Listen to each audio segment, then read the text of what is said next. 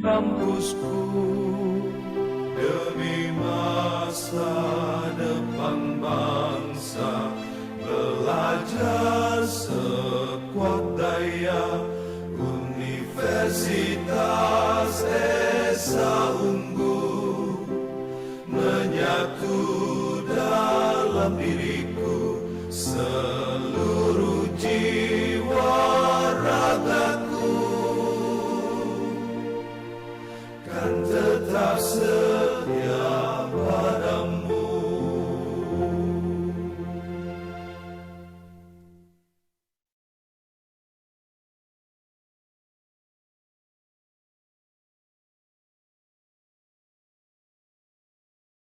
Baik, kepada seluruh peserta webinar pagi hari ini, sebelumnya saya informasikan kembali jika Bapak atau Ibu tidak berkeberatan, Bapak Ibu dapat membuka kameranya agar bisa saling bertatap muka, namun untuk audio mohon dapat dibisukan. Dan sebagai informasi tambahan juga untuk Bapak Ibu yang akan menyampaikan materi pada pagi hari ini, mohon untuk dapat merename namanya menjadi pemateri underscore nama dari pemateri. Baik hadirin yang berbahagia, sebelum kita masuk ke dalam pemaparan materi, kita akan mendengarkan kata sambutan dari Ketua Program Studi Bioteknologi Universitas Esa Unggul kepada Dr. Tita Novianti, MBiomed. Waktu dan tempat kami persilahkan.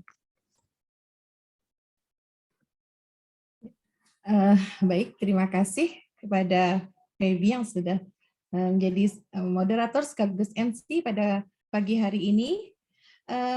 Yang saya hormati Wakil Dekan Fakultas Ilmu Kesehatan, Ibu Dr. Heni Saraswati, yang saya hormati narasumber, yang juga pada pagi hari ini Ibu Dr. Heni Saraswati sebagai narasumber, dan Bapak Dwinanto Purnantio dari PT Ecoscience Hayati, yang saya hormati juga para tamu undangan dari Labkesda Morowali dan Laboratorium Rumah Sakit Bakti Kartini.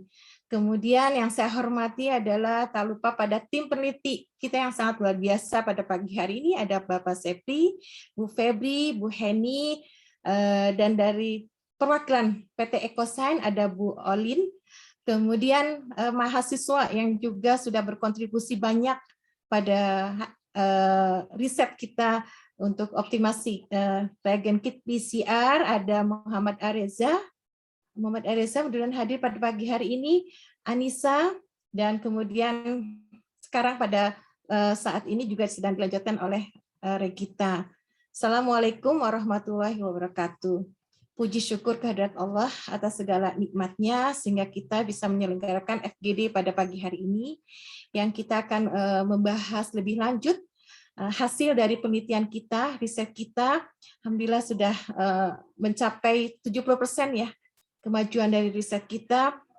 Terima kasih kepada Kementerian Republik Indonesia, skema dari Kedaireka atas hibah yang sudah kami terima, dan terima kasih juga kepada Universitas Esa Unggul yang telah menyediakan sarana dan prasarana sehingga riset ini telah berjalan dengan baik. Dan terima kasih juga kepada tim PT Ecoscience ya, yang sudah banyak berkontribusi bagi kami, bagi penelitian ini sehingga berjalan dengan sangat baik, yang sudah banyak membantu memperjuangkan kita juga sehingga proposal kita bisa lolos dalam hibah Kedaireka. Dan terima kasih kepada seluruh tim peneliti, dosen dan para mahasiswa. Dan terima kasih kepada para mahasiswa yang saya tahu pada pagi hari ini sedang mengikuti ujian UTS, tapi bersedia untuk hadir di tengah-tengah kita untuk membuka wawasan kita ya mengenai bagaimana cara optimasi reagen kit PCR yang sangat bermanfaat. Mudah-mudahan bagi masyarakat luas, tidak hanya pada masa pandemik, saya kira kita bisa melakukan optimasi reagen kit PCR, tapi mungkin untuk mengatasi untuk deteksi penyakit-penyakit lainnya ya, tidak hanya COVID-19 tapi penyakit-penyakit lainnya. Mudah-mudahan hasil penelitian ini bermanfaat bagi seluruh masyarakat Indonesia dan bermanfaat bagi para customer di PT Ecoscience. Ya, saya berharap dengan adanya hibah ini kita mendapatkan beberapa alat laboratorium, kita bisa menjadi research center, dan kita bisa mengembangkan penelitian-penelitian lainnya yang bermanfaat bagi bangsa ini. Mungkin itu yang ingin saya sampaikan. Terima kasih atas kehadiran seluruh peserta pada pagi hari ini. Semoga acara ini bermanfaat. Assalamualaikum warahmatullahi wabarakatuh. Terima kasih. Baik, terima kasih kepada Dr. Tita Novianti, MBiomed, atas kata sambutannya. Baik, para peserta webinar yang berbahagia, kita akan masuk ke acara inti dari webinar pagi hari ini. Yaitu pemaparan materi. Sebelum narasumber menyampaikan materinya, saya akan membacakan terlebih dahulu CV singkat dari narasumber yang pertama.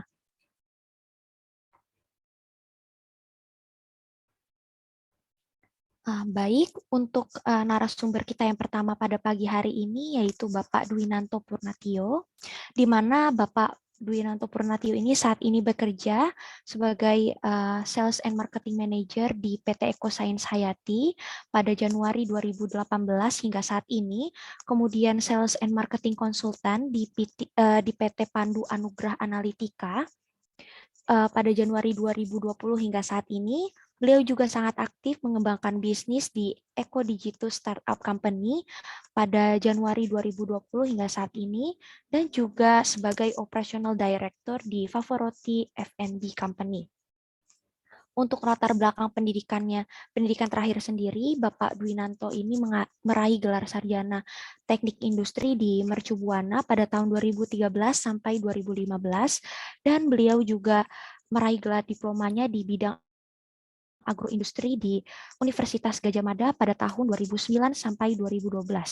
Beliau juga sangat aktif dalam mengikuti berbagai macam training, diantaranya yaitu Marketing and Engineer Training for Biomedical Equipment in Higher Biomedical Headquarter Factory, Qingdao, China, dan juga Seminar of Detection Metal in Forensic Application di Laboratorium Forensik Riau. Baik, mungkin itu saja paparan singkat mengenai CV beliau. Kepada Bapak Dwinanto Purnatio, waktu dan tempat kami persilahkan. Ya, baik, terima kasih kepada Mbak Febi ya sebagai admin dari pagi ini. Sebentar, coba saya sharing screen. Oke, baik. Sebelumnya saya mengucapkan terima kasih banyak kepada pihak Esa Unggul, di mana Dr. Heni Saraswati sebagai Wakil Dekan dari Fakultas Kesehatan Masyarakat. Kemudian terima kasih banyak yang saya hormati Dr. Tita Novianti sebagai Kepala Jurusan dari Bioteknologi Universitas Esa Unggul. Dan di pagi hari yang cerah ini sudah ada juga dari pihak customer kami atau mungkin dari praktisi dari laboratorium uji PCR COVID dari Laboratorium Kesehatan Daerah Kabupaten Morowali, Sulawesi Tengah, kepada Dr. Nelly. Terima kasih atas kesediaannya sudah hadir dalam acara webinar atau focus group discussion pada pagi hari ini. Kemudian ada Bapak Rabil mewakili dari Laboratorium Bakti Kartini Putra Maju di bawah Rumah Sakit Bakti Kartini. Terima kasih kepada Bapak Rabil Pratama yang sudah bersedia juga hadir di pagi hari ini. Kemudian saya mengucapkan terima kasih banyak juga kepada Bapak Ibu dosen dan para peneliti dari Universitas Esa Unggul dan rekan-rekan dari PT EcoScience Hayati. Pada pagi hari ini saya juga didampingi oleh rekan kami, Ibu Margareta dan Ibu Roslin ya. Dan terima kasih untuk semua peserta yang bersedia hadir. Semoga kita diberikan kesehatan oleh Allah Subhanahu wa Ta'ala. Baik, pada pagi hari ini kita memang mengagendakan untuk melakukan fokus group discussion ya mengenai optimasi volume reagen kit PCR COVID-19 dan solusi ekonomis dalam uji PCR. Oh ya, mohon maaf sebelumnya saya belum mengucapkan salam. Assalamualaikum warahmatullahi wabarakatuh. Ya.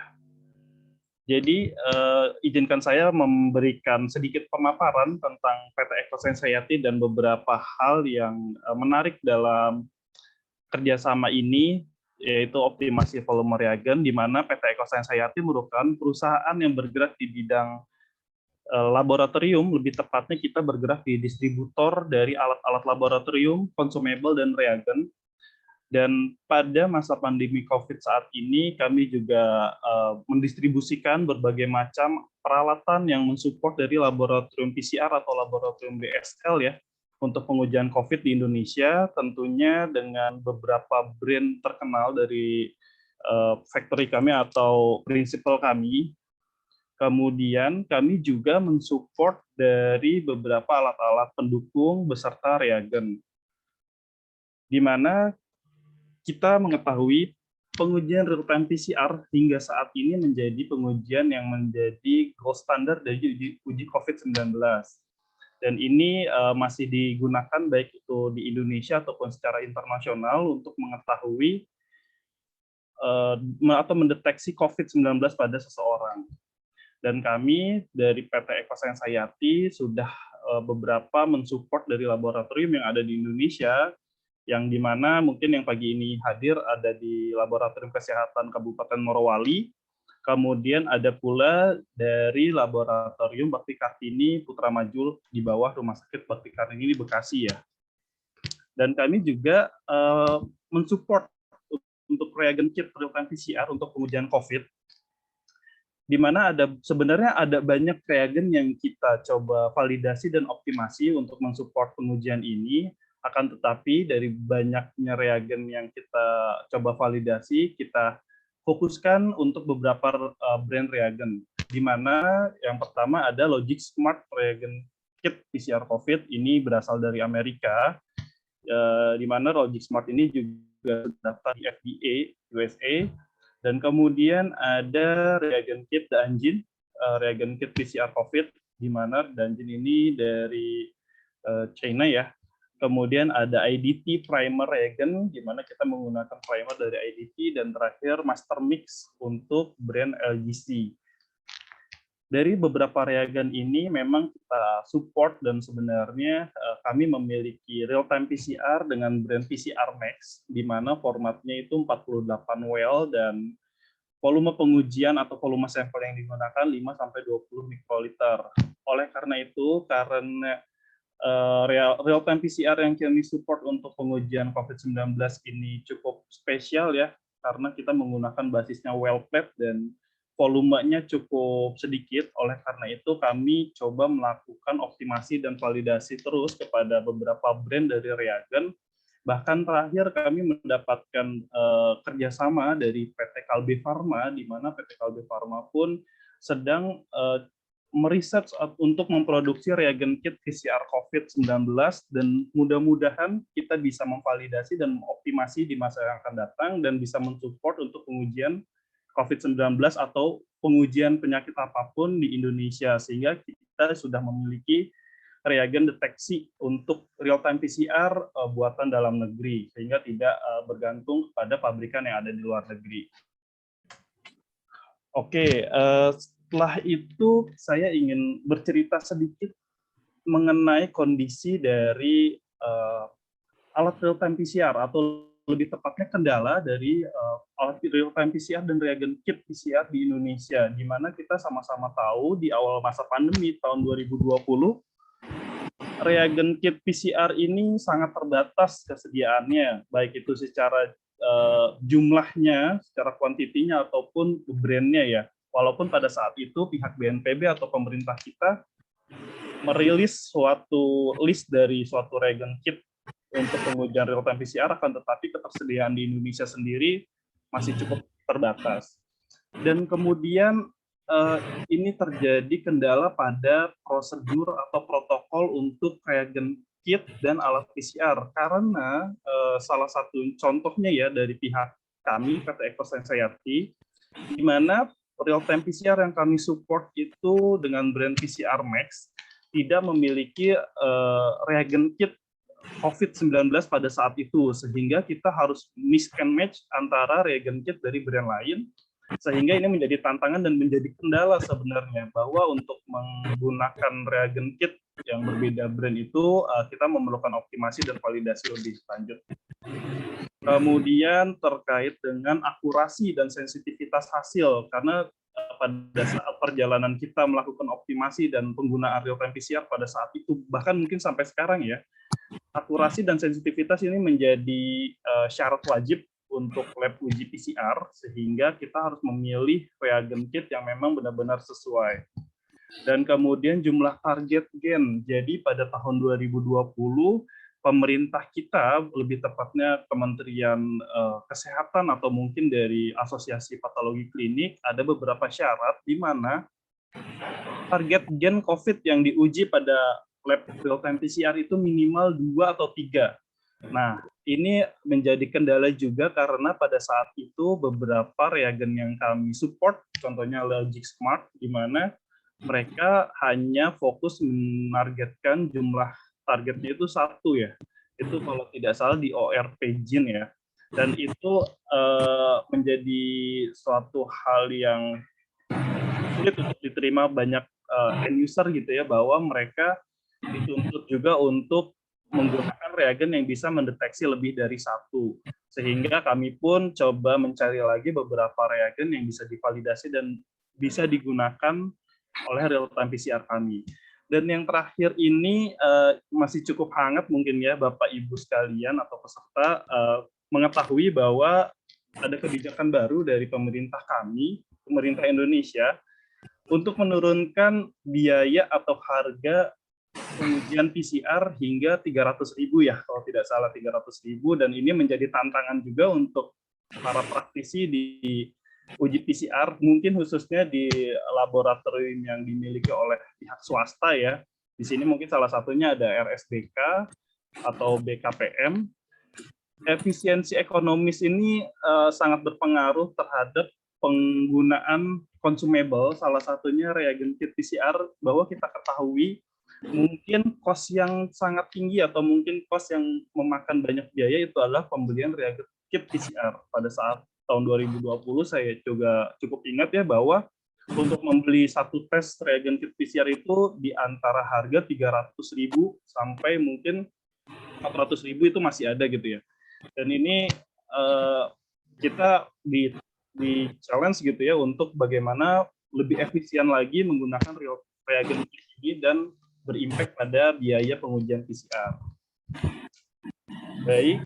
Nah, ini secara umumnya kendala dari laboratorium PCR di Indonesia. Pada saat itu, masa pandemi, banyak laboratorium uji PCR ini dituntut untuk mendapatkan hasil pengujian secara cepat, karena pada saat itu angka COVID di Indonesia terus naik, dan Indonesia dan pemerintah sendiri mempunyai program untuk tracing. Oleh karena itu, uji PCR ini dituntut bisa secepat mungkin mendapatkan hasil gitu ya. Kemudian ternyata setelah kita riset juga, banyak laboratorium klinik atau laboratorium yang ada di rumah sakit ya di bidang kesehatan ini baru mengenal tentang metode real-time PCR ini, bahwa metode genetika atau biologi molekular untuk mendeteksi COVID ini mereka baru mengenal, sehingga ini menjadi tantangan atau menjadi kendala ya untuk penggunaan atau memperkenalkan alat-alat biologi molekular seperti itu. Dan selanjutnya ini yang seperti yang saya katakan sebelumnya, bahwa ketersediaan reagen PCR ini sangat terbatas pada saat itu. Beda mungkin dengan sekarang ya, lebih banyak pilihan dan kuantitasnya juga kita lebih mudah mendapatkannya. Selanjutnya kita ada isu tentang mutasi gen COVID yang itu juga menurunkan kualitas hasil uji, bahwa kita ingat mutasi gen ini ada gen Delta ya yang terakhir itu, bahwa banyak false negatif di mana spesimen yang kita uji di lab PCR ini ternyata tidak terdeteksi oleh reagen kit atau pengujian PCR. Nah, ini menjadi tantangan atau menjadi kendala juga, bahwa kita pun harus menyesuaikan reagen kit dengan mutasi gen yang ada seperti itu. Dan yang terakhir, sudah pasti dengan kondisi pandemi yang dituntut serta cepat dan serba keterbatasan, ini SDM dan waktu untuk optimasi reagen kit ini sudah tidak dimiliki oleh lab-lab uji. Oleh karena itu, kami dari PT Ekoscience Hayati selaku dari distributor alat laboratorium dan reagen kit, kita coba membantu para customer kami, atau mungkin tidak sebatas customer kami, tetapi lebih luas lagi adalah praktisi di bidang pengujian COVID ya, di laboratorium PCR, untuk membantu mengoptimasikan reagen kit dengan kerjasama dengan pihak universitas atau lab riset lainnya, yang dimana salah satunya kami sangat terbantu sekali dengan penelitian dari rekan-rekan Universitas Esa Unggul, di mana pada pagi hari ini alhamdulillah sudah ada beberapa hasil penelitian yang ternyata sangat bermanfaat ya untuk optimasi volume reagen kit PCR pengujian COVID. Baik. Nah, ini adalah bentuk kerjasama kami sebagai PT Ekoscience Hayati dan Universitas Esa Unggul, di mana kami mentransfer ilmu juga kepada rekan-rekan bahwa rangkaian atau workflow dari pengujian COVID, sehingga mungkin peneliti pun jadi bisa menambah ilmu dari penelitian atau ilmu-ilmu yang kita berikan kepada pihak peneliti. Kemudian kami sebagai PT Ekoscience juga sangat terbantu dari hasil pengujian atau penelitian optimasi volume reagen ini, sehingga kami juga bisa menginformasikan ke banyak customer kami atau mungkin ke praktisi laboratorium lainnya bahwa dengan adanya optimasi dari efisiensi pengurangan volume reagen kit ini, ternyata sensitivitas dari pengujian ini masih tergolong cukup baik ya, sehingga hasil itu masih bisa diterima, dan ini sangat berimpact juga terhadap efisiensi ekonomis dari pengguna real time PCR, bahwa yang saya dapatkan infonya kita sudah bisa melakukan pengujian real time PCR untuk uji COVID ini dengan reagen volumenya hanya 1/3. Artinya yang tadinya kita membeli atau mendapatkan reagen reagen uji COVID ini untuk 1 sampel, sehingga kita bisa gunakan untuk 3 sampel. Ini betapa ekonomisnya pada saat kita melakukan optimasi dan hasilnya sangat baik, sehingga ini juga akan berimpact sama penurunan biaya pengujian PCR, di mana ternyata terakhir ini kita mendapatkan kebijakan untuk menurunkan pengujian PCR. Seperti itu, dan ini beberapa dokumentasi yang diambil pada laboratorium Esa Unggul. Ini merupakan mahasiswa-mahasiswa yang melakukan penelitian, dan alhamdulillah mereka juga mendapatkan hasil yang cukup baik ya.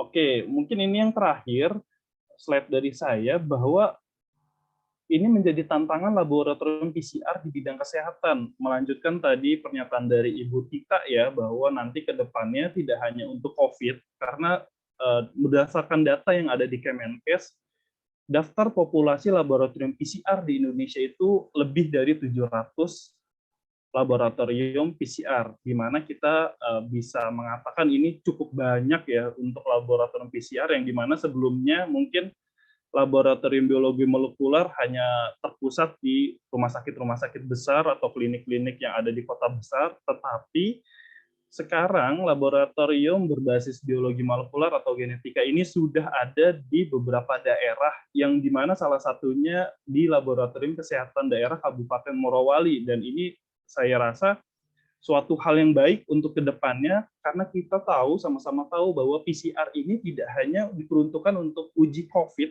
tetapi bisa mendeteksi segala penyakit ya, apalagi untuk penyakit endemik seperti DBD, TBC, dengan akurasi yang cukup tinggi. Nah, ini mungkin setelah COVID kita bisa bicarakan atau berdiskusi untuk penelitian pendeteksian penyakit lainnya, sehingga laboratorium PCR yang sudah terinstall ini bisa lebih optimal lagi gitu ya penggunaannya.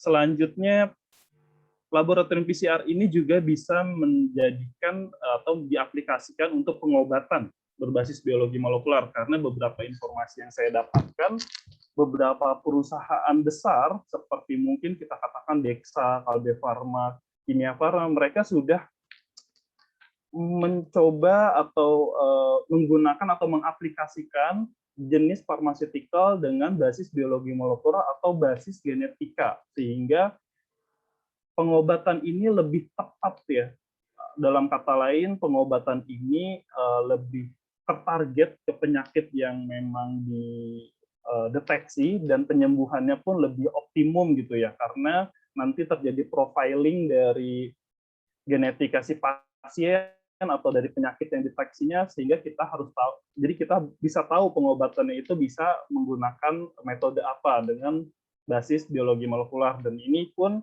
akan disupport dengan pengujian lainnya seperti sekuensi, seperti itu.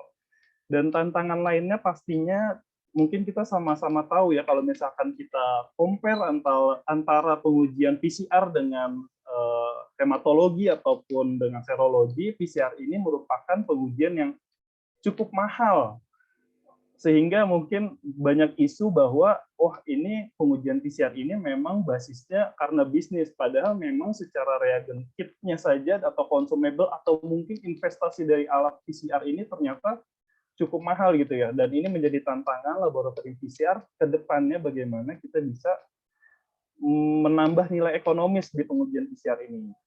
Oke, dan yang terakhir tentunya real-time PCR atau laboratorium PCR ini sangat dibutuhkan untuk mensupport genomic surveillance, karena di kami sendiri ada perusahaan yang berbasisnya atau distribusinya adalah alat-alat sekuensi, di mana mereka itu diinstalasi untuk kepentingan genomic surveillance, dan sudah pasti untuk preparasinya atau untuk mengumpulkan sampelnya ini menggunakan metode PCR. Baik, itu mungkin pemaparan dari saya beberapa hal yang secara general, dan sekarang kita mengetahui kenapa kita melakukan kerjasama ini, karena ternyata ada beberapa kendala di lapangan, di laboratorium uji PCR, dan dari pihak Esa Unggul pun sangat membantu dengan penelitiannya dan optimasi dari reagen kit, sehingga ini sangat berguna ya, mudah-mudahan, dan memang terbukti di beberapa site-nya kami untuk real-time PCR dan reagen yang kita gunakan itu bisa digunakan dengan volume yang lebih sedikit sehingga bisa ekonomis. Mungkin itu pemaparan dari saya. Terima kasih dan mohon maaf kalau misalkan ada kekurangan dari kami, dan mudah-mudahan kerjasama ini bisa berlanjut, dan saya ucapkan sekali lagi terima kasih. Wassalamualaikum warahmatullahi wabarakatuh. Saya kembalikan ke Terima kasih kepada Bapak Dwinanto Purnatio atas materi yang telah diberikan. Sangat menarik gitu ya, bagaimana peranan optimasi volume reagen kit PCR COVID-19 ini mampu meningkatkan efektivitas juga spesifitas dalam mendeteksi materi genetik, dalam hal ini dalam menghandling pandemi gitu ya.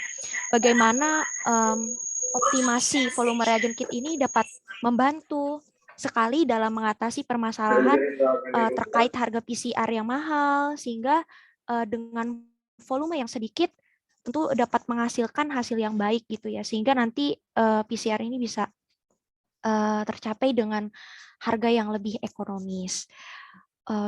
Baik, sangat menarik sekali materinya. Kemudian dilanjutkan, selanjutnya kita akan mendengarkan pemaparan materi dari narasumber yang kedua. Baik, untuk itu saya akan membacakan secara singkat CV dari narasumber yang kedua.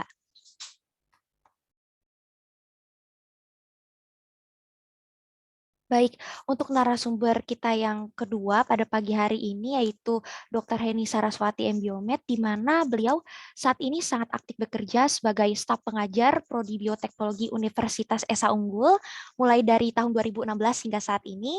Dan untuk latar belakang pendidikannya sendiri, beliau telah meraih gelar doktoral di Universitas Indonesia, Fakultas Kedokteran, Program Studi Biomedik pada tahun 2009 sampai 2014.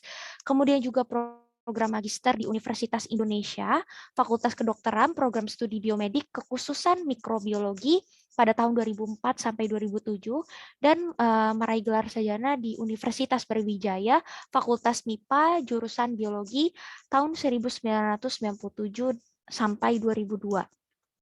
Beliau juga aktif dalam melakukan berbagai riset dan publikasi, diantaranya riset terkini yaitu cloning gen Cry3 dari Bacillus thuringiensis, isolat lokal untuk produksi tanaman ubi jalar transgenik tahan hama boleng tahun 2019, juga melihat potensi ekspresi gen BCL2 sebagai prognosis marker kanker leher rahim tahun 2018. Kemudian juga riset recovery respon imun pada pasien HIV dan dengan HART dan riset mengenai respon imun pada pasien HIV dengan HART tahun 2008 sampai 2016 dan riset-riset lainnya. Juga publikasi terkini yaitu in silico analysis for CRY1 gene amplification from Bacillus thuringiensis, juga specific primer for human BCL2 protein expression analysis, dan juga detection of CRY3 gene in local isolate of Bacillus thuringiensis using polymerase chain reaction atau PCR, juga beserta publikasi lainnya. Baik, tanpa memperpanjang kembali kepada Dr. Heni Saraswati MBiomed, waktu dan tempat kami persilahkan. Warahmatullahi wabarakatuh. Terima kasih MC atas perkenalannya. Mungkin di sini sebagian besar sudah mengenal saya, tapi ada beberapa undangan ya yang hari ini hadir. Perkenalkan, nama saya Heni Saraswati, saya salah satu dosen di Prodi Bioteknologi Universitas Esa Unggul. Saya menjadi salah satu tim dalam penelitian mengenai optimasi salah satu reagen COVID-19.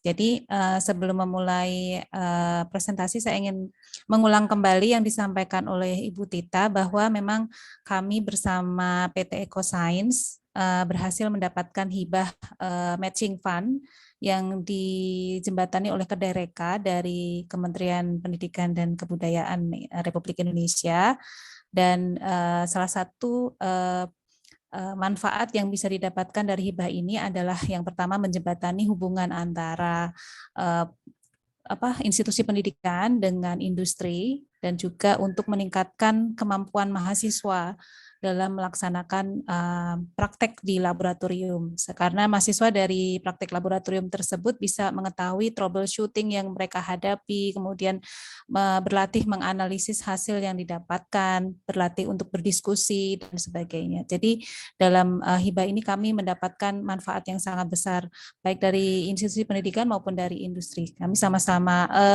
simbiosis mutualisme lah ya. Jadi mungkin saya bisa presentasi sedikit mengenai apa yang sudah kami dapatkan, dan sampai sekarang penelitian ini masih berjalan karena memang pendanaan ini berakhir di tahun ini. Jadi diharapkan dari Kementerian Pendidikan dan Kebudayaan itu akan ada tindak lanjut dari hibah ini, sehingga penelitian ini terus akan dilakukan sampai nanti ada beberapa penelitian yang bisa beranak pinak dari hasil hibah ini ya.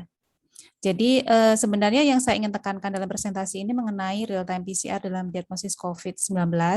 Mungkin ini sudah pernah didengar atau sering didengar mengenai gold standard atau standar baku yang digunakan dalam diagnosis COVID-19, meskipun ada beberapa cara diagnosis lain ya yang mirip dengan real-time PCR, tetapi memang yang menjadi baku standar adalah real-time PCR sampai sekarang. Beberapa analisis lain juga bisa membantu dalam diagnosis COVID-19 ini.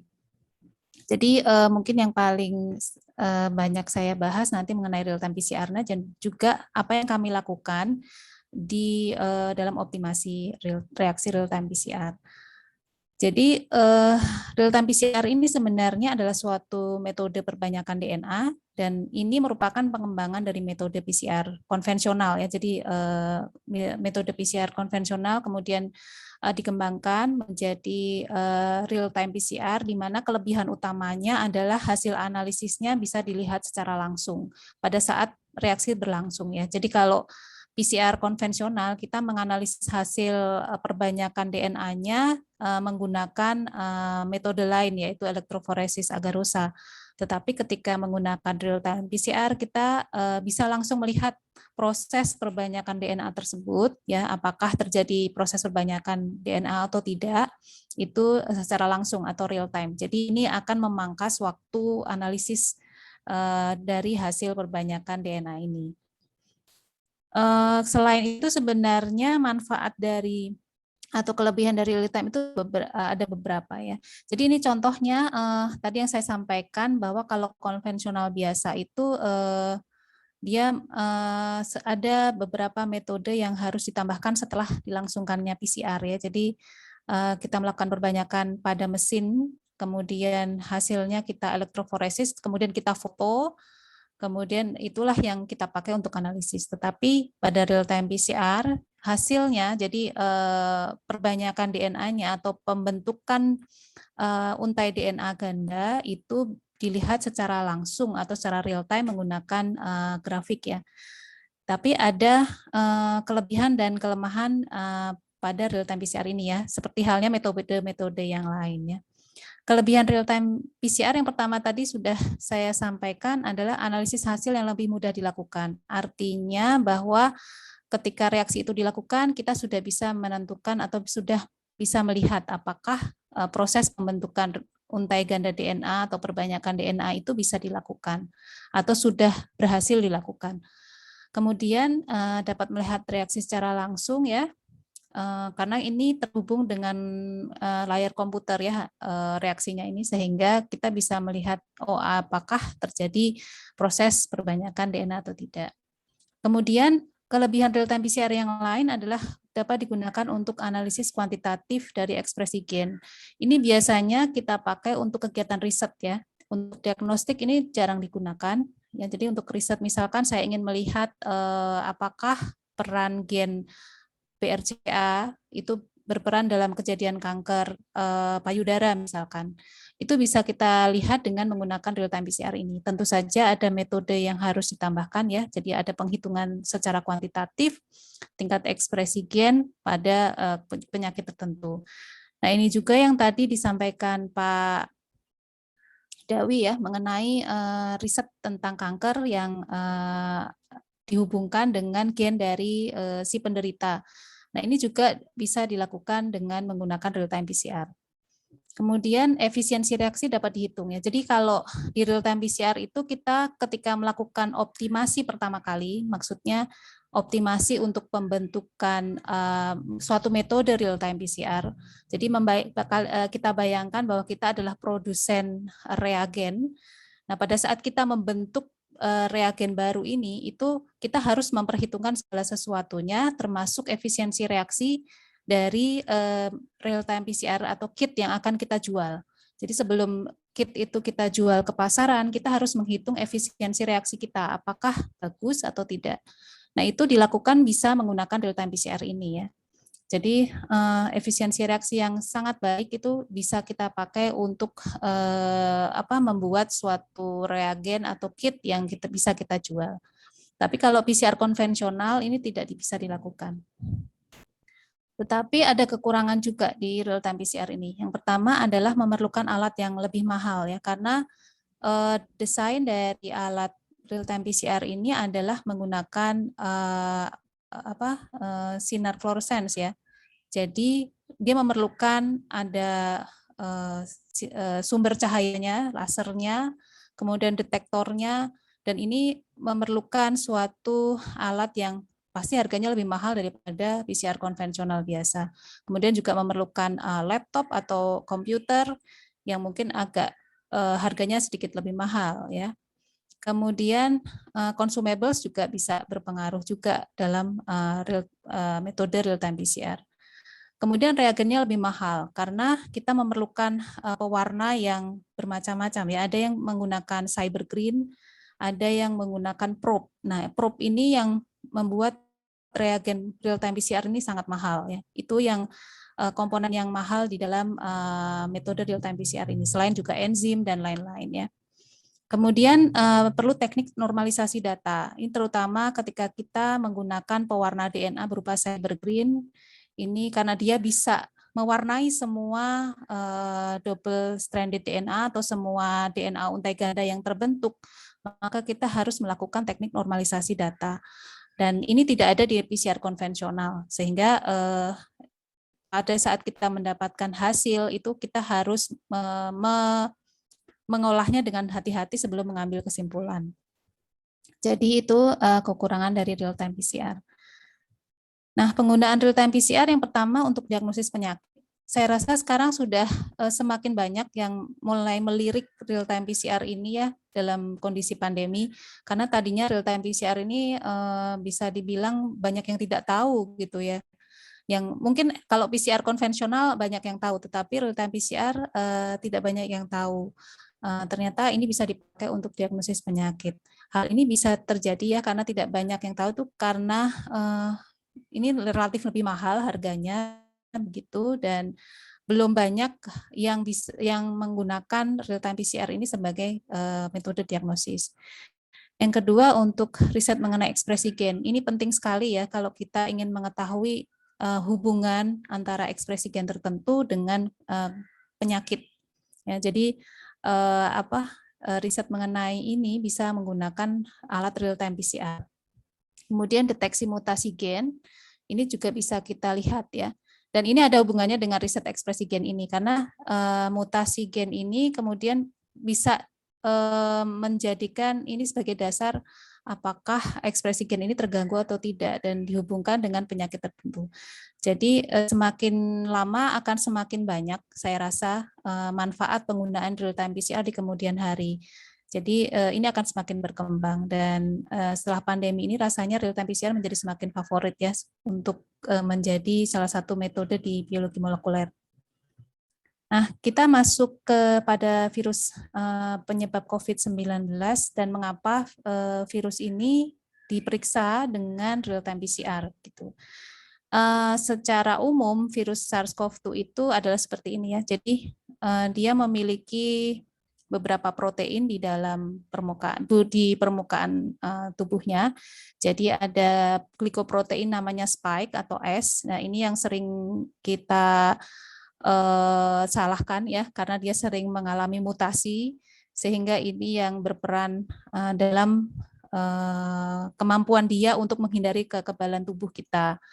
Jadi dan juga mutasinya menyebabkan dia dengan lebih efisien dapat masuk ke dalam sel kita ya. Jadi ada spike di permukaan tubuhnya, kemudian ada protein M, kemudian ada envelope, jadi ada selubung, dan juga material genetik berupa RNA. Jadi material genetiknya berupa RNA untai positif. Ya, jadi spike ini memang berperan dalam proses infeksi ke dalam sel. Ya, jadi yang kita ingat bahwa virus itu harus masuk ke dalam sel untuk bisa hidup, sehingga dengan adanya kemampuan dia untuk meningkatkan efisiensinya untuk masuk ke dalam sel itu akan meningkatkan kemampuan dia untuk menginfeksi suatu sel ya. Di dalam virus SARS-CoV-2 tentu saja ada material genetik, walaupun dia hanya berupa virus, tapi terdapat material genetik. Di sini ada peta genom dari virus, yaitu ada ORF1A1B, kemudian ada gen namanya S, ini mengkode protein spike tadi, yang banyak mengalami mutasi, kemudian ada 3A, E itu untuk mengkode protein envelope, M ini untuk membran ya. Kemudian ada gen 6, 7A, 7B, N nukleokapsid ya. Kemudian ada gen 10. Di sini ORF1A dan 1B ini berperan dalam proses perbanyakan virusnya. Jadi protein yang dihasilkan dari ORF1A dan 1B ini berperan dalam perbanyakan virus, sedangkan protein lain seperti S, E, M, dan N ini berperan dalam pembentukan struktur virusnya. Jadi S ini membentuk spike, E ini membentuk envelope, M ini membentuk membran, dan N membentuk nukleokapsid. Sedangkan gen-gen yang lain ini berperan sebagai protein aksesori atau gen aksesori. Jadi dia membantu dalam proses kehidupan si virus tersebut. Meskipun kita tidak tahu persis, belum tahu persis ya, dia perannya di dalam apa, tetapi dia penting untuk virus tersebut.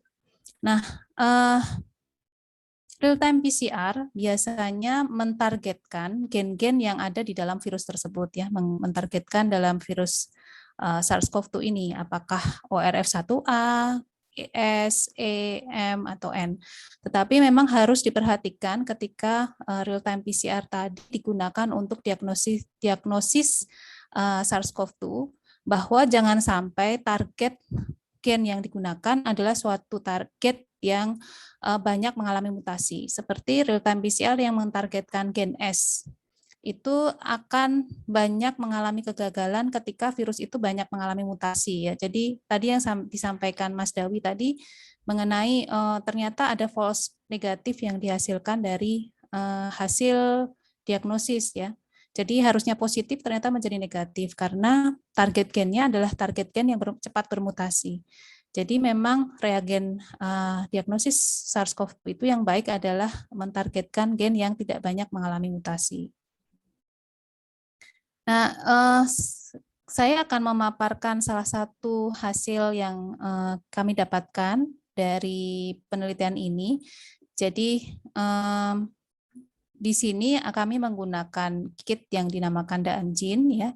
Tetapi sebelum itu saya menyampaikan bahwa di reagen-reagen lain selain Daanjin juga ada banyak reagen kits, apalagi sekarang sudah banyak tersedia reagen kit yang di pasaran dan mentargetkan beberapa gen dari virus tersebut ya. Dan harusnya reagen tersebut memiliki sertifikasi in vitro diagnosis ya, alat diagnosis in vitro. Jadi dia sudah melewati beberapa uji, termasuk uji efisiensi reaksi, uji limit of detection-nya sudah ketahuan ya. Jadi seberapa jauh dia bisa mendeteksi, seberapa kecil dia bisa mendeteksi molekul RNA ya, limit deteksinya itu berapa, itu sudah diketahui dan sudah divalidasi oleh pabrikan sehingga kit ini bisa dipasarkan ya. Tetapi meskipun demikian kami tetap melakukan optimasi karena ada beberapa alasan yang tadi sudah disampaikan Mas Dawi tadi ya. Jadi di dalam Daanjin ini digunakan untuk mendeteksi ada tidaknya virus SARS-CoV-2 dalam sampel dengan cara memperbanyak RNA virus dari sampel pasien. Apakah ada atau tidak material genetik virus di dalam sampel pasien ya. Sampel pasiennya bisa dari swab nasofaringeal, kemudian diisolasi RNA-nya dan dilakukan perbanyakan menggunakan kit ini.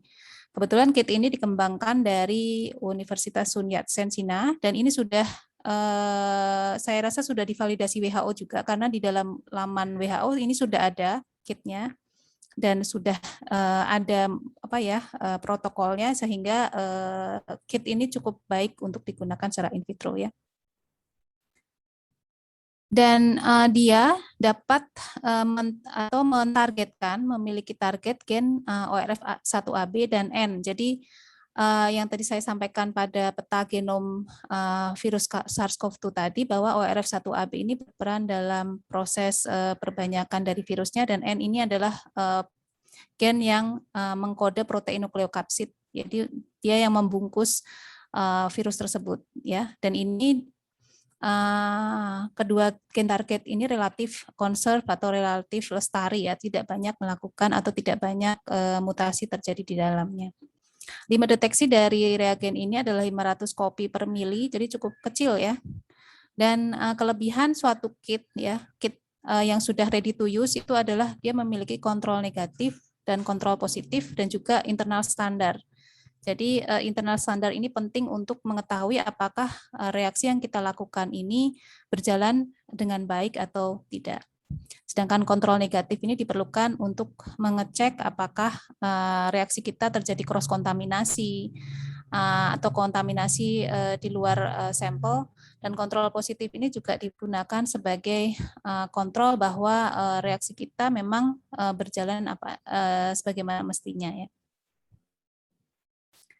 Jadi ini komposisi reagen yang ada pada Daanjin, ada kontrol positif, kontrol negatif, dan ada reagen yang sudah ready to use ya, reagen 1 dan 2. Di sini isinya adalah ada enzim, baik enzim reverse transcriptase maupun enzim DNA polymerase.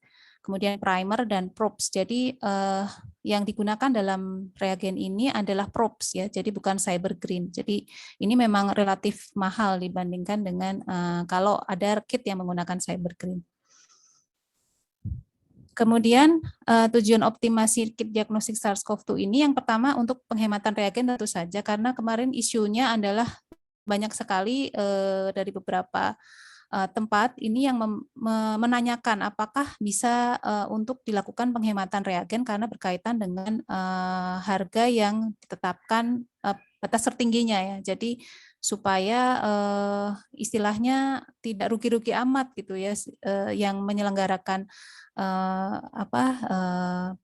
uji diagnostik ini gitu, karena kalau batas atasnya terlalu rendah sedangkan harga kitnya cukup tinggi memang memberatkan bagi semuanya sebenarnya, bukan hanya bagi pihak yang memberikan uji diagnostik tapi juga konsumen juga merasa keberatan juga gitu. Tetapi untuk penghematan reagen kita tidak boleh asal menghemat gitu, tapi harus dilakukan uji optimasi.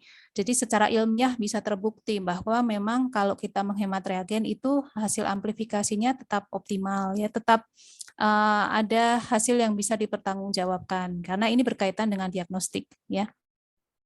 Kemudian sesuai dengan amanat dari hibah matching fund dari Kemdikbud, kami diamanahkan untuk mengasah keterampilan mahasiswa yang ikut serta dalam penelitian ini, sehingga memang mahasiswa yang mengikuti hibah ini dilatih dari nol, ya maksudnya belum tahu apa-apa sampai bisa melakukan cara perbanyakan atau diagnosis SARS-CoV-2 menggunakan reagen ini.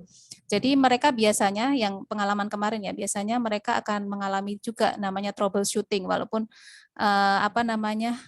reagen ini sudah ready to use, tapi karena belum pernah melakukan hal ini, kadang-kadang terjadi hasil yang tidak sesuai gitu.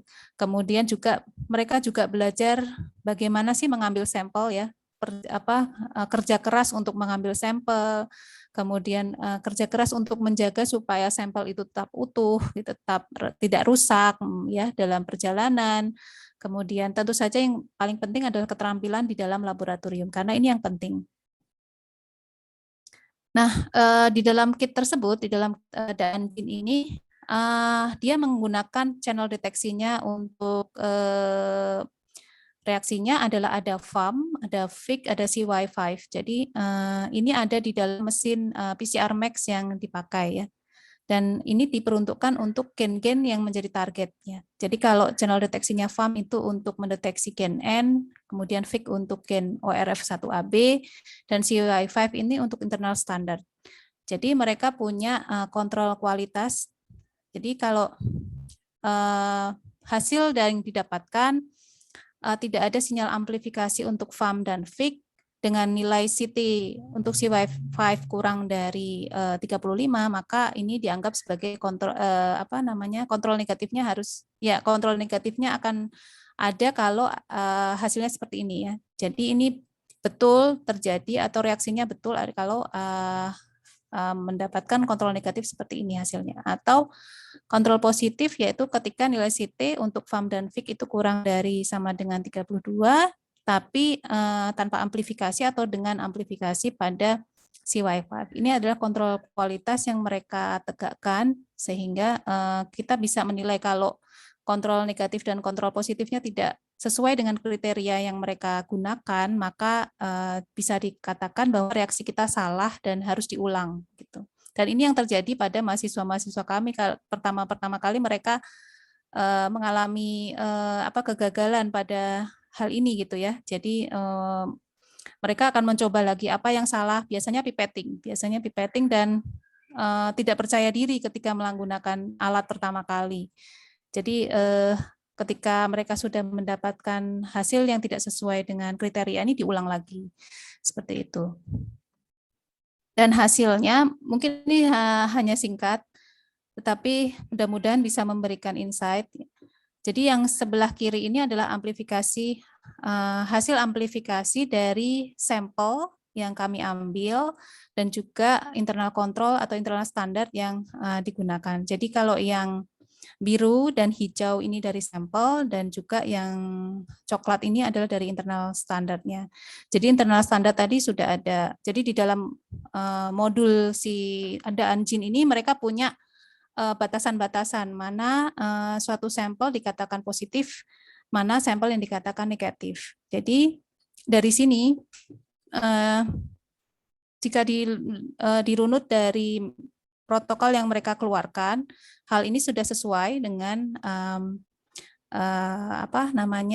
kriteria yang ditetapkan ya. Jadi harus ada sinyal yang keluar dari internal kontrol dan juga pada sampel ya.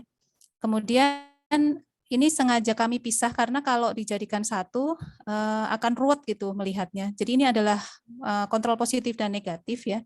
Sebenarnya kalau aslinya ini sebenarnya jadi satu grafik begitu. Tapi ketika digabungkan itu menjadi kelihatan sangat ruwet gitu. Kalau dipisah begini agak lebih kelihatan ya. Jadi kontrol negatifnya adalah yang tidak ada amplifikasinya dan kontrol positifnya terlihat ada ya. Dan ini sesuai dengan tadi yang kriteria yang tadi antara kontrol positif dan negatif tadi. Kemudian ini adalah nilai CQ atau nilai CT dari sampel-sampel yang kami pakai. Jadi kami menggunakan volume reaksi adalah 20, 15, dan 10. Dan di sini terlihat bahwa nilai CQ atau nilai CT itu paling baik atau paling rendah sebenarnya pada volume 20 mikrolit, sesuai dengan arahan dari si pabrikan reagen tersebut. Tapi kami coba juga dengan 15 mikrolit dan 10 mikrolit. Nah, di 15 mikrolit ini sebenarnya perbedaannya tidak terlalu besar sekali ya. Jadi kami cukup puas dengan hasilnya bahwa di 15 mikrolit pun reagen ini masih memberikan hasil yang cukup baik gitu. Jadi bisa kita ketahui dari hasil penelitian tersebut bahwa amplifikasi sebenarnya dapat dilakukan pada volume 20, 15, dan 10, tetapi memang yang paling baik itu di volume 20 dan 15 mikrolit. Kemudian nilai CT terendah dihasilkan dari reaksi dengan volume 20 mikrolit. Mungkin itu yang bisa saya sampaikan. Ini adalah salah satu dari hasil dari penelitian kami. Dan sekarang sedang kami lakukan lagi penelitian dengan jumlah jenis reagen yang lain. Terima kasih kami sampaikan kepada tim Matching Fund Kementerian Pendidikan dan Kebudayaan, PT Ecoscience Hayati, tim dosen Prodi Bioteknologi Universitas Esa Unggul, tim Laboratorium Terpadu Universitas Esa Unggul, dan mahasiswa Prodi Bioteknologi Universitas Esa Unggul. Terima kasih. Assalamualaikum warahmatullahi wabarakatuh. Assalamualaikum warahmatullahi wabarakatuh. Terima kasih kepada Dr. Heni Saraswati M.Biomed atas materi yang telah diberikan. Wah, sungguh menarik sekali ya kalau saya bisa tarik kesimpulan bagaimana aplikasi berbasis biologi molekuler ini sangat penting sekali gitu ya untuk dalam hal ini dalam diagnosis COVID-19, di mana dengan penggunaan metode RT-PCR ini hasil analisis itu dapat dilihat secara langsung, juga dapat memangkas waktu analisis gitu, dan dapat digunakan untuk analisis kuantitatif dan ekspresi gen. Serta tadi kita juga sudah sama-sama mendengar gitu ya bagaimana optimasi dilakukan pada kit dan jin ini, di mana menarget ORF1AB dan N, dan juga dalam hal mengatasi tantangan-tantangan tadi. Dan kita juga bisa lihat ya bahwa dari hasil penelitiannya cukup memuaskan sekali bahwa dalam volume 20 mikrolit, 15 mikrolit, dan 10 mikrolit itu dapat menghasilkan hasil CQ yang cukup baik gitu ya. Nah, baik, sebelum kita masuk ke dalam sesi tanya jawab, kita akan sama-sama mendengarkan testimoni dari para pengguna reagen kit qPCR. Nah, di sini telah hadir bersama saya yaitu Bapak Ibu perwakilan. Yang pertama dari perwakilan dari Laboratorium Kesehatan Daerah Morowali yaitu Ibu Nelly. Lalu juga ada perwakilan dari Bakti Kartini Putra Maju Lab yaitu Bapak Rabil Pratama, dan juga perwakilan dari PT Ecoscience yaitu Ibu Margareta. Mungkin pertama kepada Ibu Nelly, waktu dan tempat saya persilahkan untuk menyampaikan testimoninya. Silakan Ibu.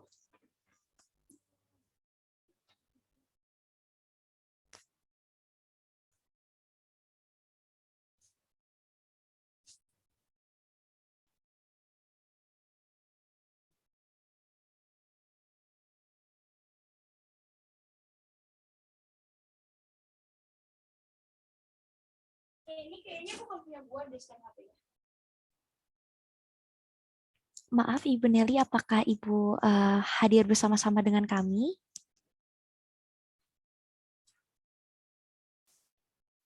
Sepertinya Dokter Nelly-nya bermasalah dengan signal, Mbak. Tadi sudah masuk. Mungkin bisa dimulai dari Bapak Rabil. Oh iya, Coba boleh. saya dulu ya. Baik, berarti kita bisa lanjut ke yang kedua ya, dari Bapak Rabil Pratama, perwakilan dari Bakti Kartini Putra Maju Lab. Waktu dan tempat saya persilahkan. Ya, terima kasih kepada Mbak MC ya, Mbak Feby ya, untuk waktu dan tempatnya.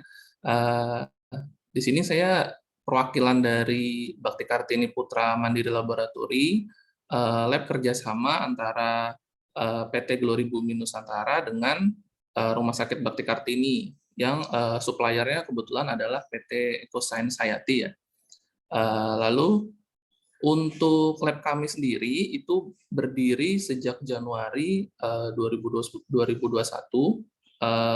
sampai sekarang.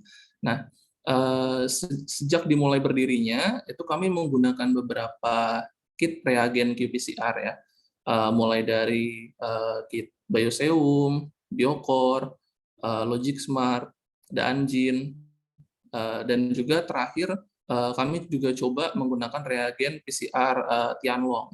Nah, dari semua kit qPCR tersebut, karena awal berdirinya lab kami itu belum banyak sampel yang masuk, jadi kami mencoba untuk menggali informasi apakah kit-kit PCR ini bisa dilakukan efisiensi dari segi volumenya, seperti itu. Yang kami cari dan yang kami ketahui waktu awal-awal pandemi itu kan ada kit qPCR bernama Sansure ya, itu dari Balitbangkes disarankan untuk coba dikurangi gitu efisiensi, dikurangi volumenya sehingga lebih efisien secara ekonomi gitu. Nah, itu menimbulkan pertanyaan apakah kit-kit qPCR lain juga bisa dilakukan demikian gitu. Nah, untuk optimasi yang kami lakukan sendiri itu baru terhadap kit PCR Biocore, Daanjin, dan juga Tianlong. Untuk ketiga kit ini, berdasarkan optimasi yang kami lakukan, itu yang paling terjaga sensitivitasnya pada volume setengah reaksi gitu ya, itu ada di Daanjin gitu. Untuk Biocore dan Tianlong sendiri agak kurang karena permasalahannya kalau kami secara praktisi menilainya adalah ketidakcocokan antara reagen PCR-nya dengan mesin PCR-nya, sehingga volume yang kami coba terapkan atau optimasi itu tidak sesuai atau tidak match gitu dengan insert kit-nya juga dengan mesin PCR-nya juga gitu.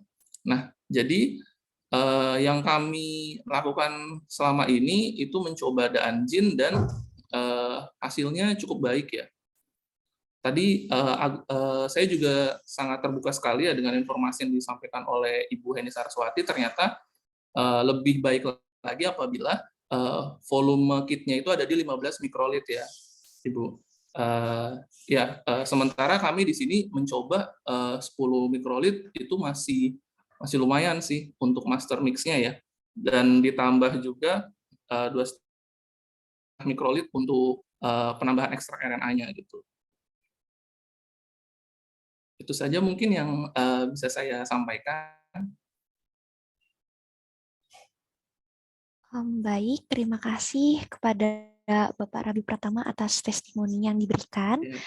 Mungkin selanjutnya kita bisa mendengarkan testimoni dari Ibu Margareta selaku perwakilan dari PT EcoScience. Kepada Ibu Margareta, waktu dan tempat kami persilahkan. Iya, baik. Terima kasih untuk Mbak Feby selaku MC atas waktu dan tempat yang sudah dipersilahkan kepada saya. Pertama-tama yang saya hormati Ibu Tita dan Ibu Heni beserta dengan seluruh jajaran dan teman-teman dari kampus Esa Unggul. Terima kasih juga atas kesempatannya yang telah diberikan untuk saya bisa menyampaikan testimoni pada acara FGD pada pagi hari ini. Pertama-tama yang saya mengucapkan adalah terima kasih karena pihak Esa Unggul sudah mempercayai kami PT EcoScience Hayati menjadi salah satu mitra untuk melakukan rangkaian optimasi reagen ini sampai pada penghujung di acara FGD ini.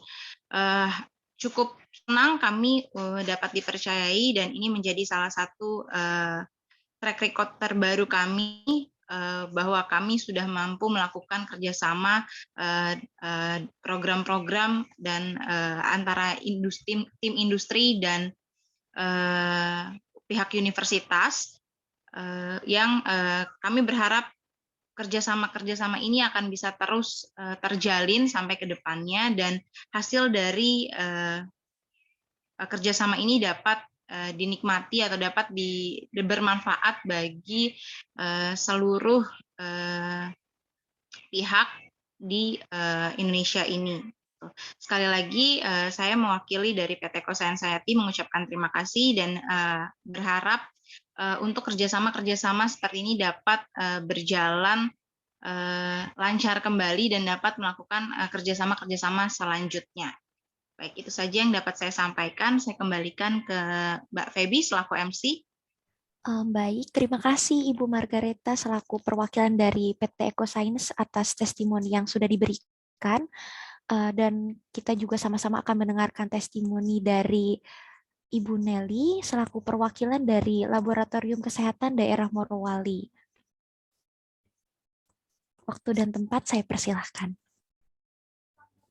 Iya, mohon maaf Mbak Feby, tadi Dokter Nelly-nya info kalau ada kegiatan di sana, jadi tidak bisa ikut sampai akhir. Hanya saja dokternya sudah memberikan testimoni ya kepada kami PT EcoScience Hayati. Jadi beliau juga mengucapkan banyak-banyak terima kasih kepada Esa Unggul karena ini adalah program yang sangat baik, yang sangat membantu sekali untuk di lab Morowali, di lab tes Morowali terutama, karena memang yang kita gunakan ini untuk reagendaan ini sudah masuk ke dalam e-katalog. Dalam artian memang karena ini kan labnya bukan lab swasta ya, lab pemerintahan. Jadi memang dari pemerintahan itu memberikan daftar list reagen-reagen apa saja sih yang bisa digunakan gitu ya. Jadi mereka tidak bisa memilih sesuka hatinya, tapi mereka hanya diberikan list. Dan anjing ini menjadi salah satu reagen dari list pemerintahan. Sehingga dari Dokter Nelly-nya dan Labkesnya juga sangat-sangat berterima kasih jika memang sudah membantu sekali mereka ya untuk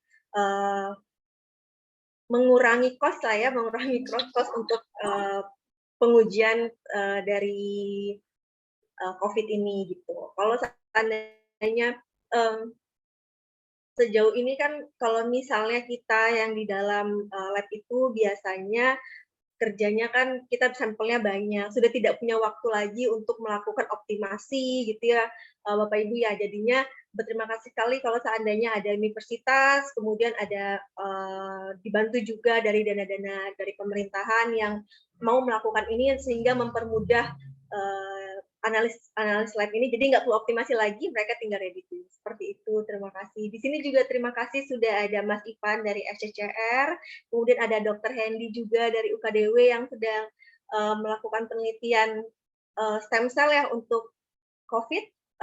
Mungkin nanti bisa di-sharing juga di dalam sini, sehingga di sini juga rekan-rekan bisa dapat ilmunya juga. Atau ada mungkin pertanyaan-pertanyaan dari Mas Ivan dan Dr. Hendy juga bisa disampaikan di sini. Terima kasih, begitu Mbak Feby. Assalamualaikum warahmatullahi wabarakatuh. Baik, terima kasih Ibu Roslin Putri, selaku perwakilan dari Dr. Nelly juga dari PT EcoScience atas testimoninya ya.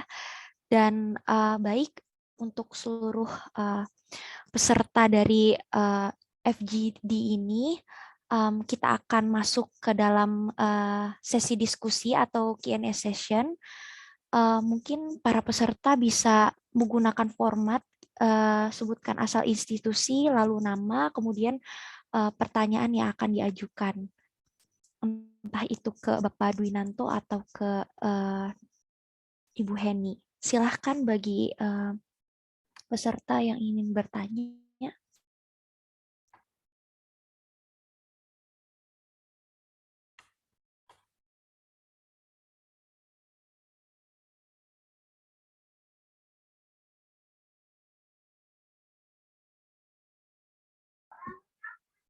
Silakan para mahasiswa mungkin ingin bertanya.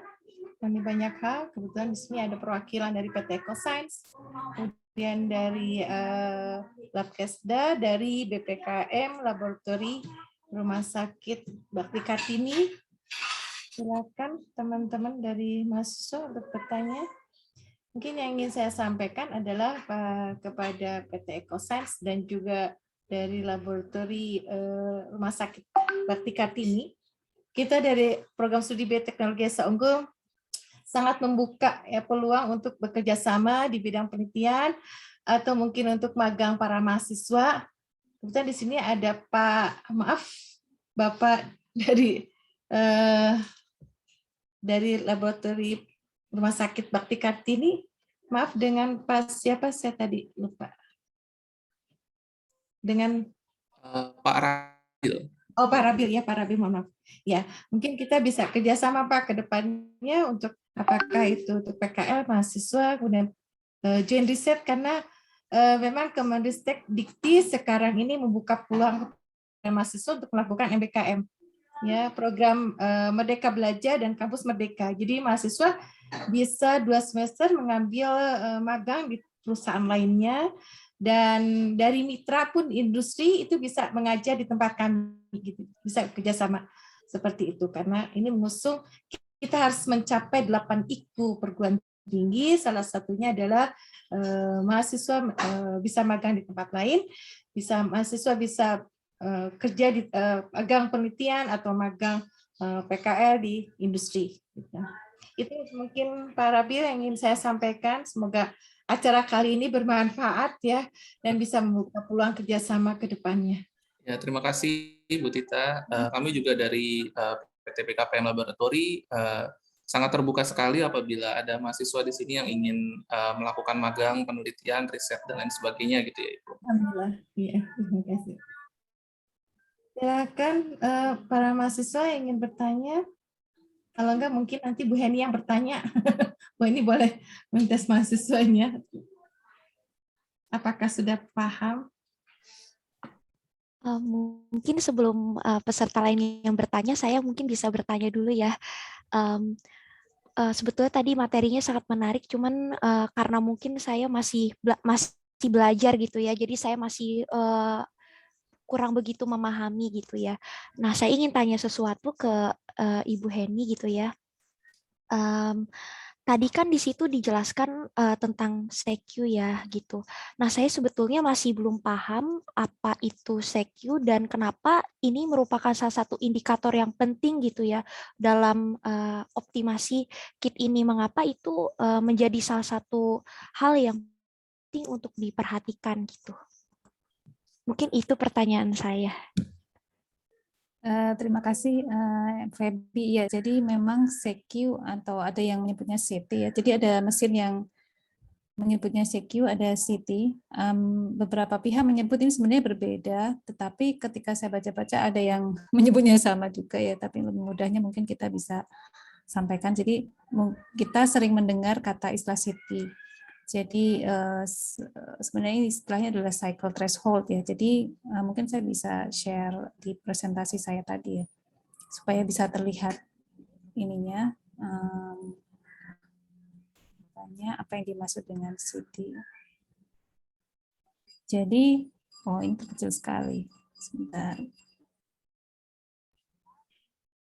Kecil sekali. Coba saya share yang dari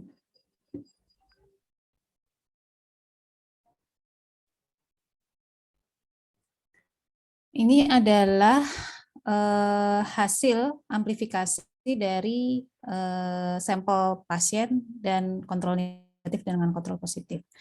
Jadi nilai CT itu dilihat dari pada saat DNA untai ganda itu mulai terbentuk pada siklus tertentu ya. Jadi biasanya seperti kalian ketahui bahwa ketika terjadi polymerase chain reaction, jadi reaksi polimerase berantai itu kan kopi DNA-nya tadinya hanya 1, kemudian 1 berganda menjadi 4, 4 berganda menjadi 8 dan seterusnya.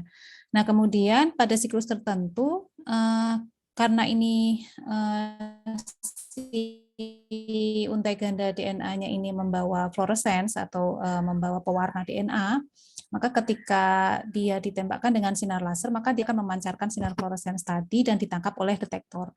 Nah, ketika sinyal fluoresensinya itu mulai tinggi ya, jadi pada siklus ke-25 misalkan ini, berarti inilah nilai CT yang didapatkan. Jadi nilai di sini ada, kalau di sini namanya CQ ya, ada CQ 27,09. Artinya pada siklus ke-27,09 ini si untai ganda DNA-nya itu mulai terbentuk dalam jumlah yang cukup signifikan ya.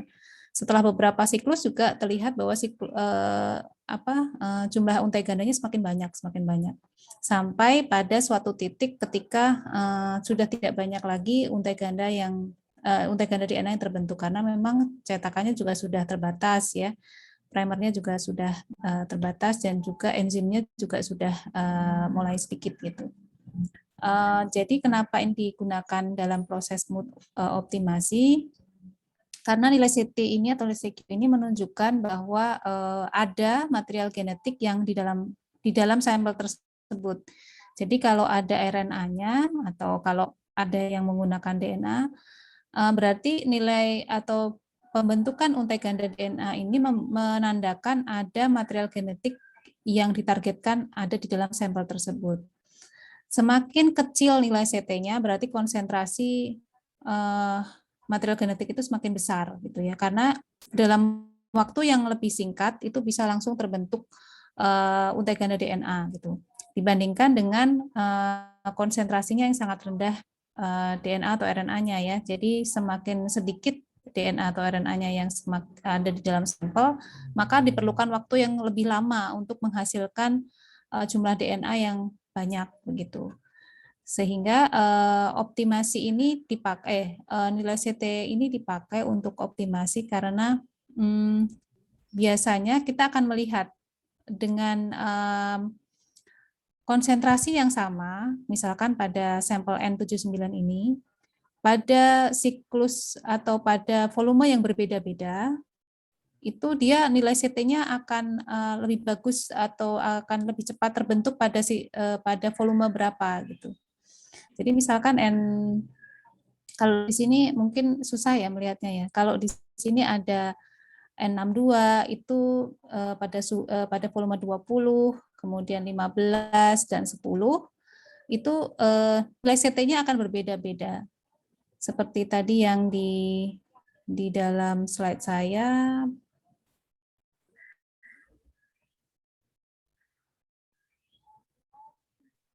Jadi misalkan seperti ini, terlihat bahwa ketika volumenya berbeda, maka nilai CT-nya juga berbeda. Biasanya kita pakai nilai CQ atau nilai CT yang paling kecil ya, yang paling kecil untuk menentukan bahwa itu adalah volume yang bisa kita pakai gitu ya.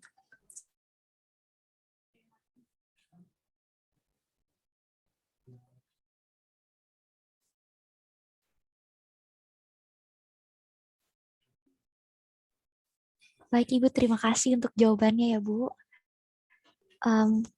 Saya tanya lagi boleh nggak ya Bu? Boleh.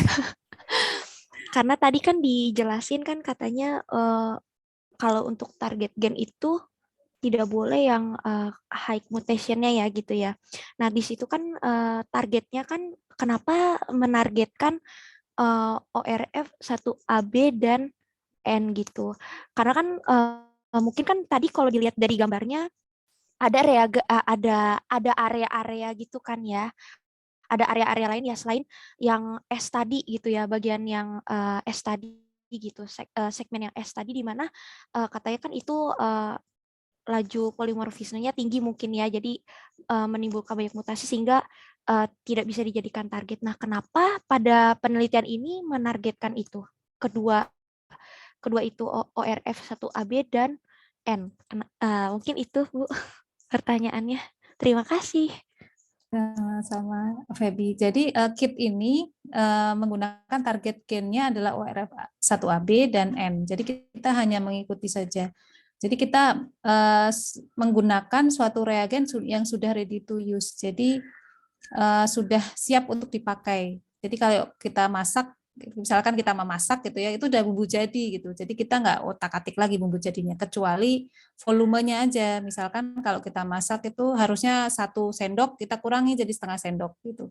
Tapi segala apa yang komposisi yang ada di dalam reagen itu kita nggak ubah-ubah, termasuk dalam target gennya. Jadi kebetulan pabrikan Daanjin ini mentargetkan pada gen ORF 1AB dan N karena menurut mereka ya setelah dilakukan penelitian panjang pasti ternyata gen-gen ini yang paling baik untuk diagnostik ya. Setelah dilakukan beberapa optimasi pendahuluan pada awal dia membentuk reagen ini. Seperti itu Feby. Baik Ibu, terima kasih untuk jawabannya. Oh, mungkin kita ada pertanyaan dari Alvero dari mahasiswa Universitas Esa Unggul. Mohon izin bertanya kepada Bu Heni, saat ini saya sedang terlibat dalam proyek pengembangan kit deteksi COVID-19. Saya melakukan optimasi volume dan juga konsentrasi antara master mix dan primer yang disintesis dengan alat sendiri. Sejauh ini hasilnya beberapa menunjukkan kurva amplifikasi yang diinginkan, namun semuanya tidak terbentuk kurva melting curve. Saat ini saya mencari tahu troubleshoot-nya, namun apakah Ibu dapat menjelaskan hal ini? Terima kasih. Ya, terima kasih Vero. Jadi memang ini pertanyaan yang sering sering keluar ketika kita melakukan pengembangan suatu metode atau suatu alat deteksi gitu ya, karena optimasi ini harus dilakukan berkali-kali termasuk optimasi konsentrasi primer, kemudian pasangan primer, juga konsentrasi master mix-nya ya, jadi volume master mix-nya seperti apa, kemudian kalau menggunakan 2 gen yang ditargetkan tuh bagaimana cara mencari optimasi menyeimbangkan begitu ya, intinya menyeimbangkan hasil dari gen target yang satu dengan yang lain, dan memang ini berat gitu ya, dan itu harus panjang langkah-langkahnya. Nah kalau misalkan ada kurva amplifikasi tetapi ketika dibentuk kurva melting curve-nya nggak ada, ini saya asumsikan bahwa si Vero menggunakan pewarna cyber green ya, sehingga harus menggunakan analisis melting curve. Saya harus melihat juga sih kenapa kurva amplifikasinya terbentuk tapi melting curve-nya nggak terbentuk. Nah itu harus saya lihat data mentahnya juga. Bagaimana atau suhu berapa yang dipakai, kemudian kurvanya seperti apa, itu harus saya lihat Vero. Jadi memang harus diskusi ini sih agak mendalam seperti itu Vero. Makasih Feby.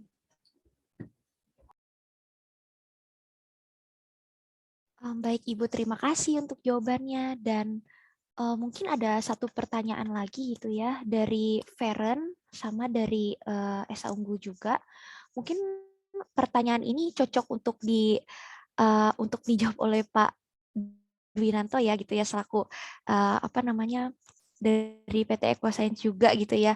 Mungkin ingin tanya bagaimana jika reagen yang digunakan rusak gitu. Mungkin secara kit memiliki yang tadi ya dalam masa handling, mungkin kalau apabila ada bagian-bagian dari reagen yang rusak, bagaimana mungkin ya penanganannya gitu.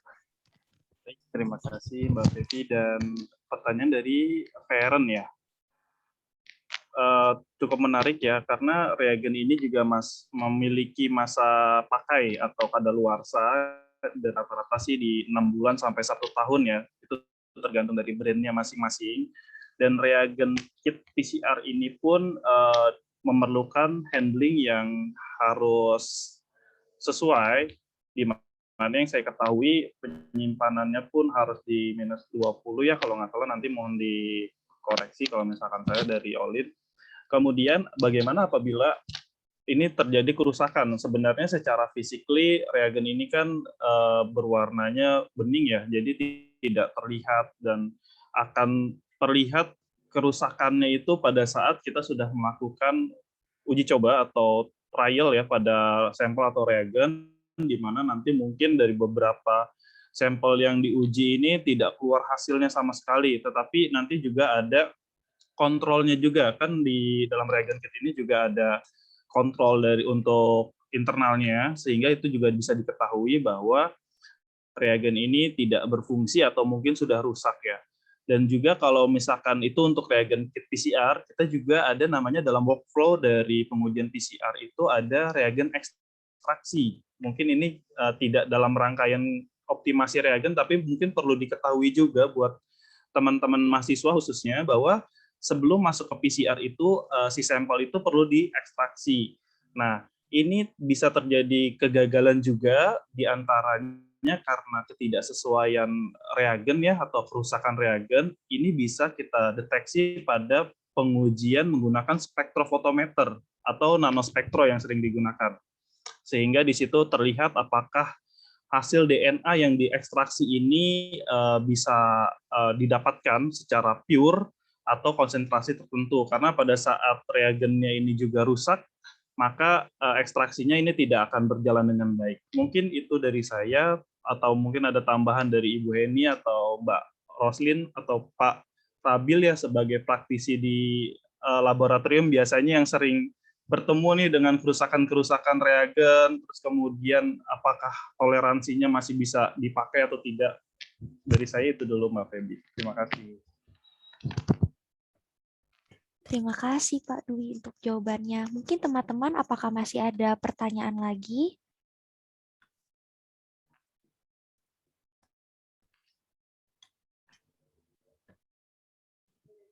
Mungkin Pak Rabil ada yang menambahkan, ada yang ditambahkan?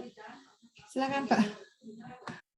Oh iya, biasanya sih dari kami ya, untuk praktisi di laboratorium, untuk menghindari atau meminimalisir kerusakan reagen itu sendiri, biasanya kami ketika kit itu sampai, kami langsung melakukan aliquot gitu ya, dan menghindari freeze-thaw yang terlalu sering gitu. Jadi habis dikeluarin dari kulkas, jangan langsung disimpan lagi gitu. Jadi kalau bisa sekali dikeluarin dari kulkas, reagennya itu langsung habis dipakai gitu. Gitu sih biasanya. Ya itu aja dari saya. Baik, terima kasih. Terima kasih untuk tambahannya Pak Rabil. Mungkin teman-teman ada pertanyaan lagi atau peserta yang lainnya?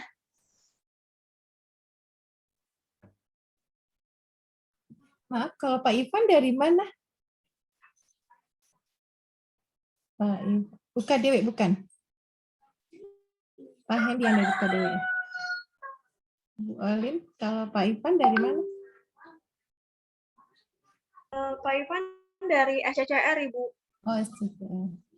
Cuma kayaknya sudah tidak bergabung lagi ya sekarang. Oh, Mungkin lagi di lab ya. Jadi dia sering SCCR. SCCR itu lab untuk stem cell, Ibu. Oh. Di Semarang. Iya.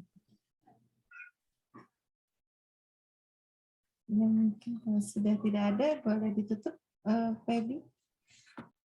Oke, baik Bu. Baik, mungkin saya ingin mengingatkan kembali gitu ya kepada seluruh peserta forum group discussion ini diharapkan untuk mengisi link absensi yang ada di kolom chat yang sudah dibagikan di kolom chat. Dan setelah itu kita akan sama-sama dokumentasi atau foto bersama terlebih dahulu sebelum kita mengakhiri acara kita pada pagi menjelang siang ini ya. Mungkin apabila peserta forum group discussion ini berkenan, mohon kameranya bisa dinyalakan supaya saya bisa melakukan dokumentasi. Jadi nanti kita akan foto 2 kali ya karena screen-nya ada 2. Oke.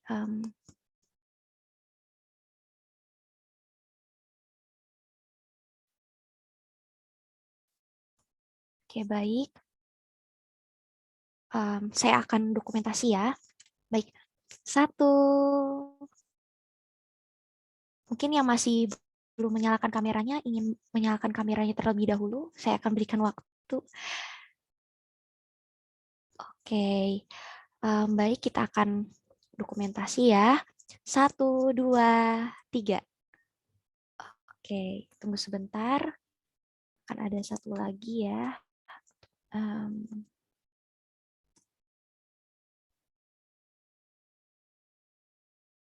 Oke, baik. Lagi. 1, 2, 3.